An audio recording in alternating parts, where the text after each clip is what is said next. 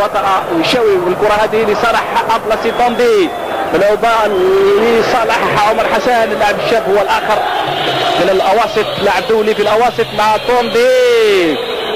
مازال الكرة ومن هنا جول. هيا يا سلام، بروعة كبيرة طوندي أبلسي وبحركة فنية رائعة يعدل النتيجة لصالح فريق جمعية وران.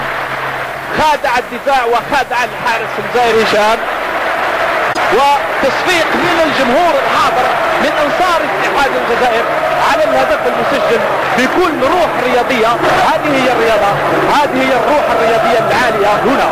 شاهدوا كيف فعلها أبلسي طوندي بهذه الحركه الاكروباتيه في الزاويه البعيده لمرمى الحارس الجزائر.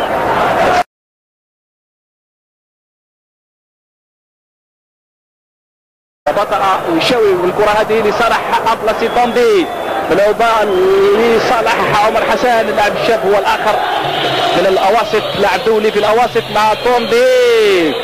فريق جمعية وران خادع الدفاع وخادع الحارس الجزائري هشام، وتصفيق من الجمهور الحاضر من انصار اتحاد الجزائر على الهدف المسجل بكل روح رياضيه. هذه هي الرياضه، هذه هي الروح الرياضيه العاليه هنا. شاهدوا كيف فعلها أبلسي طوندي.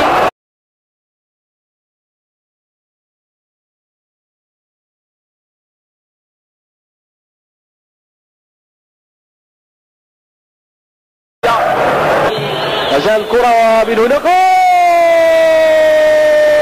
هيا يا سلام، بروعة كبيرة طوندي أبلسي وبحركة فنية رائعة يعدل النتيجة